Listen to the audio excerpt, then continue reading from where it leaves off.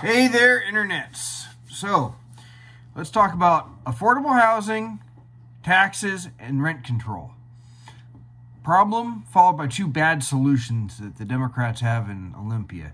And at least in concept, Oregon, I'll give their Democratic governor credit. She at least has a little bit of brains compared to the people here in Washington. So I got a couple. So I'll have four bills from Washington in the description below, and then these two articles. But long story short, one of these bills, 1628, I believe it is. Yeah, 1620, HB 1628 is in committee this week, and it is a tax increase, and I'll be going over that. Because it really doesn't get to the root of the problem. It's just more government creating more problems. But Oregon, their governor has said we need to build 36,000 units a year to get caught up and then beyond with what we project. And they're getting the right idea. More units solve the problem in the long run, but they're not willing to say, hey, we need to put more land available for development. They have done things like say, look, you got to allow multifamily units. I know there's people, some of them who own rentals are like, go buy a house. They don't want apartments. Sometimes apartments are what you have to have, either because they're cheaper and more cost effective, or because, look, we'll go through stages of life. You have your stages of childhood when you're an infant and a baby and a toddler and a preschooler, and then you get to kindergarten and grade school, middle school, high school. Well, in adulthood, you have that too. You got that middle ground with, right after high school and college. Then you get out of whatever school you're going to go to and you move out of your parents' house. Where you move, chances are it's an apartment or in a house with roommates. And then you maybe have a house, another place with roommates. And eventually you might get a place on your own, or you buy a place. But it's a stages. It doesn't happen. You don't go from your parents' house to buying a house. It just doesn't work that way in most cases. And of course, there's cases where, maybe you're the person that's going to inherit the family farm, so you never really move off the farm. I've had friends and relatives in that situation too. But those are special cases. And they're talking about also here what they're calling mass timber homes, which is where they take a lot of the small stuff and they press it into a panel, apparently. And so I'm putting it in the article because it's ways people trying to do this. And what do you got? You got environmentalists trying to say, you can't build it that way. And this happens all the time. I remember there was a property and still vacant in Mount Vernon, here in Washington. And years ago, when we still had an Albertsons and a Safeway, Winco wanted to go in there. This would be about the time Obama became president. And all these people that showed up for when Walmart wanted to move with their, we want sustainable Mount Vernon, waving their signs around, opposed Winco, going on one of the last big chunks of commercial property in Mount Vernon. So that got shot down. Then somebody wanted to build an apartment complex that would have been about 300 units. Skagit County sorely needed multifamily housing. Same people showed up. We want a sustainable Mount Vernon. It's like, what do you want in that location? Effectively, they want nothing but an empty lot attracting vermin and homeless people. Not that homeless people and vermin are the same thing. Let me be clear there. But a lot of homeless people do end up in criminal activity as well, especially where we had working behind, camping out behind where I used to work. I carry my old high school duffel bag that's all tore to hell because someone stole my backpack, and if it happened again, I didn't want to lose anything of value. But they're basically saying, oh, this is not environmentally friendly, so now they're going to make it even harder to build houses in any kind of a sustainable manner. It's like they can't do anything but be counterproductive. So they're getting the point of it, is that in Oregon's case, they need to increase their production of homes. That's how apartments, houses, duplexes, triplexes, townhouses. They have to increase those by 80% just to get caught up and then keep up with projections. So in Washington, about 3 bills came up: HB 1388, HB 1389, and Senate Bill 5435. I'm going to include links in the descriptions. 1389 and 5435 are companion bills. They are identical. They're just and they're actually marching them down the street together. 1388 is very similar to 1389, except that 1388 does not allow a banked capacity for rent. If you don't increase the rent, to be able to bank that capacity for later. I'm also including a link to the Consumer Price Index report for September 2022, just so I can back up. As always, I come with receipts to back up my point that the rate of inflation, as they would measure it, would be less than an allowed rent increase based on this past year. So that can't happen. Which means more hoops to jump through. There's ways around it.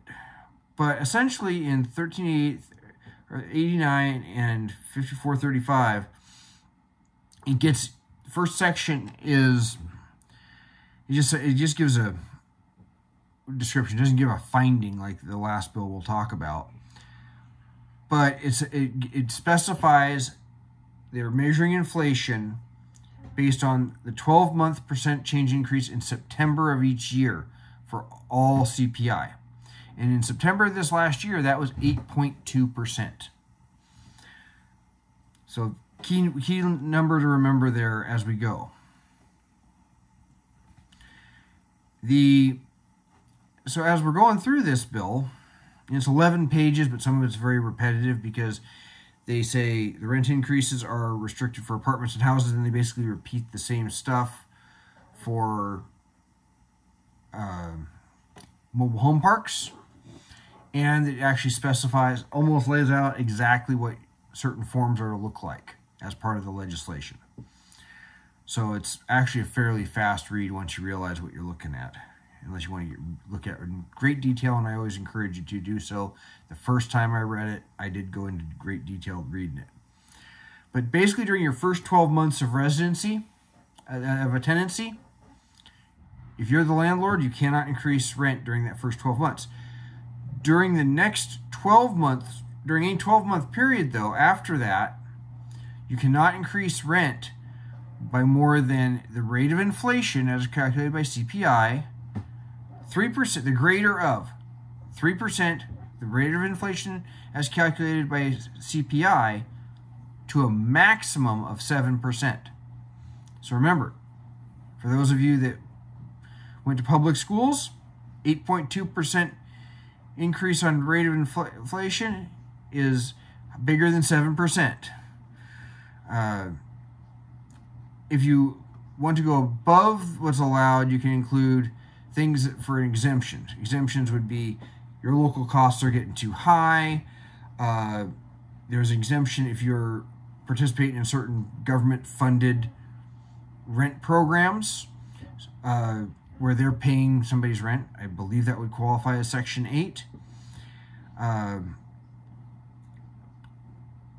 If the first certificate of occupancy is less than 10 years before, I'm assuming this is so that people building multifamily units would then be allowed to try and make their money back fast. For a tenancy under federally funded property owned or operated as a public housing authority, or a tenancy on a property that is funded through a housing assistance program, under another chapter, rent increases during this tenancy are not limited to Section 2 of this Act. So if you're the local landlord that is taking all the Section 8 people, you can just keep increasing it because, of course, somebody else is paying the rent. Which, of course, encourages you to rent to public assistance over regular folks. This is what, and this is one of those issues with any kind of rent control, rental assistance. The poor people can just have somebody else paying, so they don't care how much the rent goes up. It just gets covered. It seems like no problem. The rich, who often get taxed in places like San Francisco, they don't care because they make so much they don't care. But all of us in the middle, we get squeezed out. And that's what it brings into here is the small landlords that don't take the public, that maybe don't take public assistance or aren't participating in it for some other reason. Maybe their tenants are not making enough for public assistance. They get squeezed out. If they've been paid for improvements to the dwelling or the common areas that they have unrestricted access to, but for the actual cost of the proportional share are equal to 4 months' rent. So if they make big improvements, maintenance does not count. So a new roof doesn't count. Repaving the parking lot doesn't count. I suppose if you're putting in a little gym, weight room for the tenants to use, that could possibly qualify. I can't think of, but it's got to be something that everybody can use.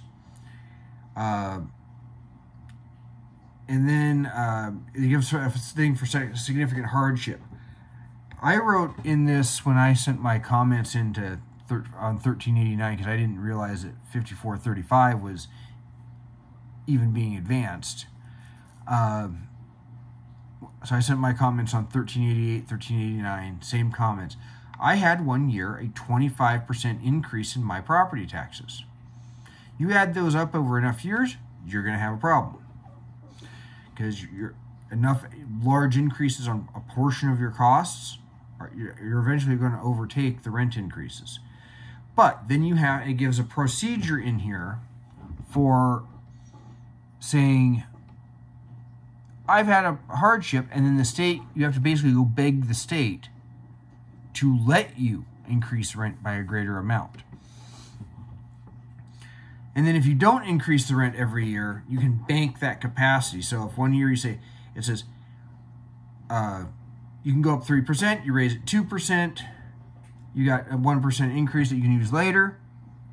The next year, CPI is still less than 3%, but you get a big increase in your property taxes, you can go take that extra percentage point. No one's going to do that, though, and I will tell you why here in a bit. And then a new owner is also trapped into the current lease terms. And then let's say you evict somebody for non-payment of rent. And this is going to be one of those reasons everyone's going to take the maximum increase every year. They don't pay you. By the time you get them out and can get the repairs made, which it does limit the damage deposit to 1 month's rent. That's legally the max you can now do. You can't say, give me a double damage deposit if you got bad credit or something along those lines. 1 month's rent. So your damage deposit is not going to cover the damages a lot of times. I have friends who have rentals. I've heard the stories. I've heard the horror stories. So then you got to get that money out of somewhere, and good luck getting it out of, blood out of a turnip. You're not going to get it out of the person you kicked out. So you're going to be out the rent back, the arrears rent that they did not pay. Then you're going to be out the legal costs for getting them out of the house, repairs to the house, then getting it back open to be rented, and you're still trapped into that previous rent. You cannot increase the rent. Even if you've just initiated the eviction and they leave before you've actually evicted them, you're stuck in that rental level. So you could have a month or more where you can't rent it out because it's not in a condition to rent. You're out that money and you can't make it up from the next tenant. If a tenant leaves voluntarily, like when I bought my house, I moved out. My landlady, who is going to be allowed to fact check this, so if there's any facts I have wrong here, I will be doing I will do a correction. She would in that circumstance, she would have been able to say, new tenant, old tenant left voluntarily, we're going to go up to the market level. I guarantee you that's going to happen every time, because here's what's going to happen. Paul Krugman, who most of us on the right do not agree with much, he got his Nobel Prize in the issue of rent control. And he said, he showed that it discourages new investment in building new housing. It discourages maintenance. And it creates a worse situation as rentals become uninhabitable. They end up being vacant. It does not help increase housing. It does not actually keep the rental values down on a market rate. That's the basic problem with rent control. It sounds great for the tenant. Here's why this bill is not good for you tenants out there. All of you people that rent, it's a bad idea, and here's why. If you're a small landlord, we're talking 5, 10 rental units. I'm not sure how far above that where they start saying you're a bigger deal. You can't afford to be, especially if you have a mortgage on that property. Like, let's say you buy a house, live in it a while, life moves on, you buy a different house, but you keep your old house to rent it out. I actually had somebody advise me to do that on this house this past summer when if I move on to another house. I'm like, I don't want to be the landlord here. Now I really don't. With this kind of bill going on, you're going to be, normally you would, if you have a mortgage, and I don't have one now anymore, you're going to have to be paying that mortgage, which means you're going to need a significant reserve. So that you're going to have somebody move in, you're going to charge the maximum amount. I have known of cases and helped a friend move. The landlord had inherited the house. He just wanted to keep it occupied, so he kept the rent low. He won't be doing that anymore if he still has the place. He's going to go out, he's going to rent it for market rate because he needs to create that reserve of money for repairs and times when it's vacant. The next year, he's going to take the maximum rent increase.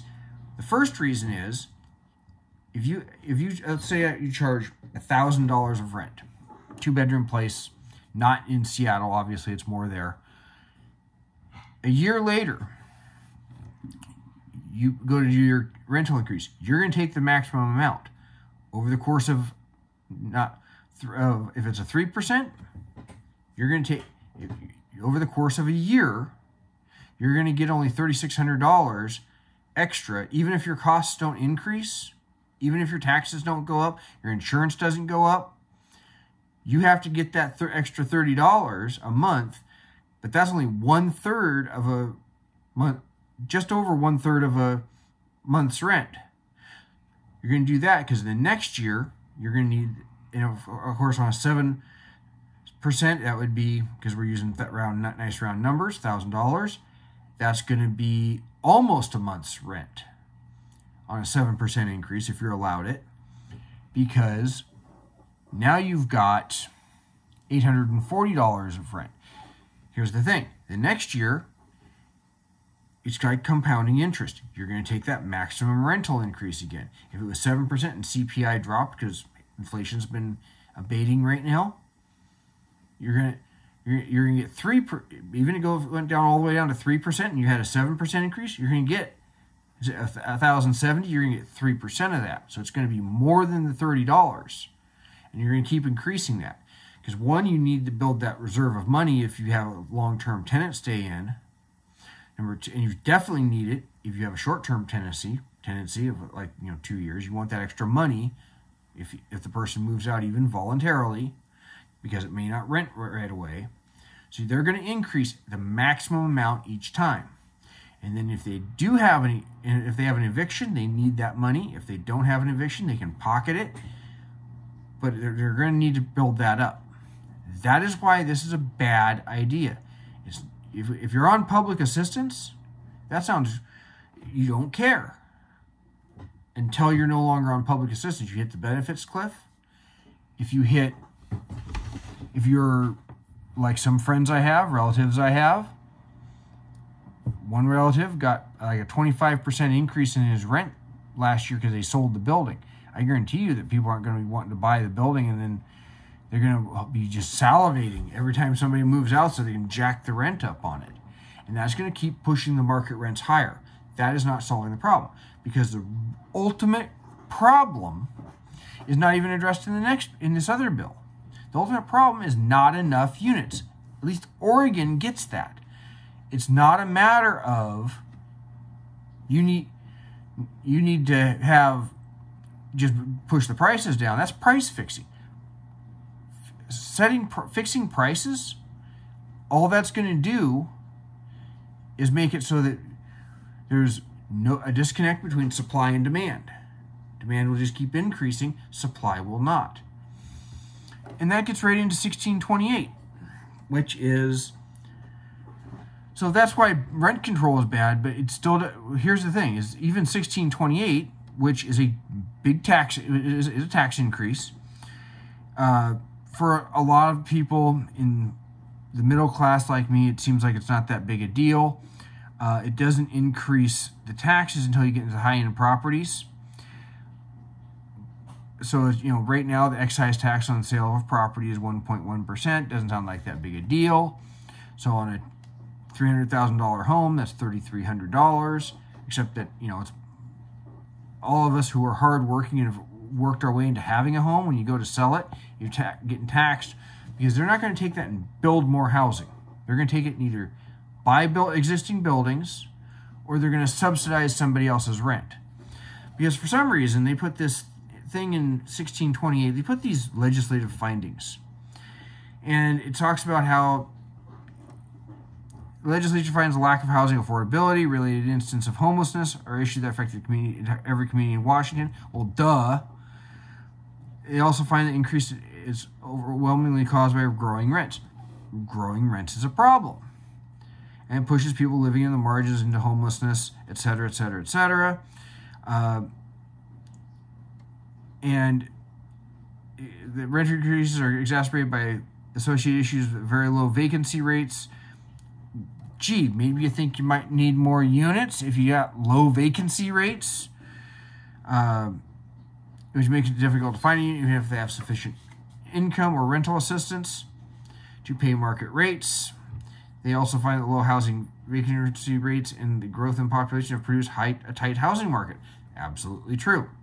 I was shocked when a friend of mine told me how much she thought my house could sell for. In which existing inventory is priced at a premium. They find that although housing income has grown along with the economy, income increases for those with moderate and lower incomes have not kept pace with rent and purchase price increases. And it's talking about lower and fixed price in households, seniors, veterans, disabilities,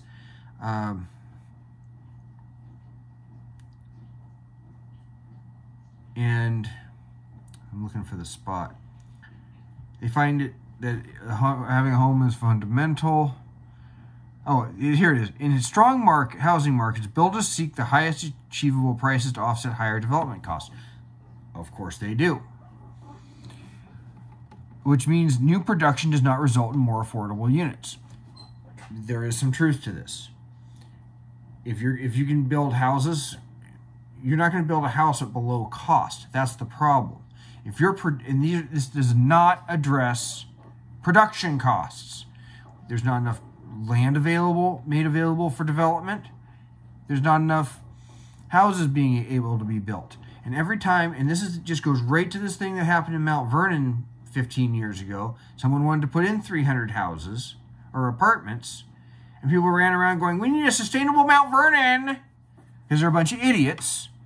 I don't know how they think you're going to get affordable housing if you don't have enough houses. This bill does not address that. All it does is tries to band-aid the problem.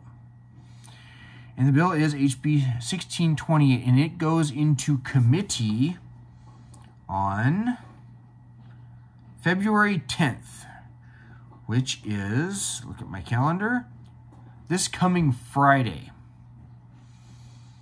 So this is one that people need to move on, because it's not just high-end houses. Because Section 2 makes a few adjustments and it creates a new bracket for houses that are over $5 million starting in January of 2025 of 4% instead of 3%. Now, it's not, who cares about the rich? Well, ultimately, it's still money out of people's pockets. And it's basically going to band-aid the problem. Because further down, in section, and it gives a whole bunch of stuff about how they're to put the allocate the funds, and the department is supposed to notify the state treasurer of incremental amounts, and what if they hadn't created that 4% bracket, what they would have collected instead. It's near, here it is. In section 5, new sections are added to chapter 18.46 RCW to read as follows. The legislative authority of any county or city may impose an additional excise tax on the sale of real property in the unincorporated areas of the county for the county tax, in corporate limits of the city for the city tax, at a rate to not exceed 0.25% of the selling price, by adoption of a resolution by the legislative authority. So this allows cities and counties to add another tax. I actually went scouring this bill because of a typo in an email I had received about it, saying a 25% tax. And the friend who sent it to me said, "My bad, but I'm glad at least it tells me people are actually reading these, not just deleting them." If a city legislative authority does not impose a full tax rate authorized under this section by June 30th, 2024, a county legislative authority may impose in that city the whole or remainder of the taxing authority in accordance with the terms of this section. So here's your scenario. Again, picking on my home county, Skagit County. Skagit County imposes a tax, but that can't include Mount Vernon and Burlington and Cedar Woolley and LaConner. Cedar Woolley says, you know what, we're not going to impose that tax. We're going to let our residents be free of that. The county itself can then come in and say, oh, we're going to go ahead and tax your citizens since you won't. That is a pile of crap. I actually just caught that better. And then it says it must be dedicated to capital construction or acquisition of affordable housing units, of new affordable housing units and facilities where housing-related programs are provided. So facilities where they're provided, which means they can burn it on administrative costs. And then it says another 50% of the revenue collected may be used for operations, maintenance, and services directly tied to affordable housing uses allowed. So they can basically waste it on a bunch of bureaucrats. So, long story short, it does not put the money, it puts it toward housing assistance. It puts it toward, and the local part has to go as I just described it. But, and he gives definitions in here, of course. They can blow it on administrative, put way over the cost that they should have, hire a bunch more government drones. This is what 1628 is. So you're going to want to oppose this if you're in there. If you're a renter, it's a bad idea. What we need is to free up more land to be built.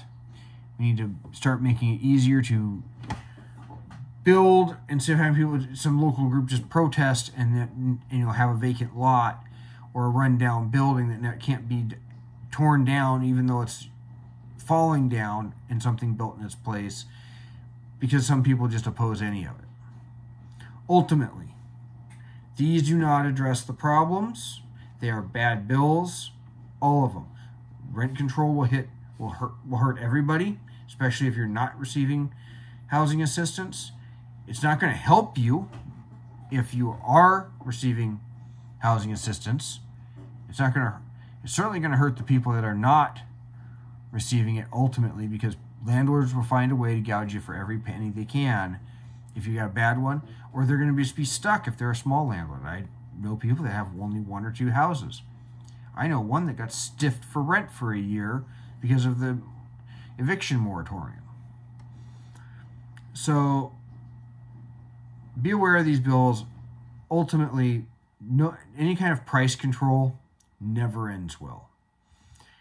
It always helps to lead to shortages every single time, and that's what the rent control bill is, and the other one is just a a way to get more money and transfer wealth around. So that's what I got for you. Make sure to like, share, subscribe.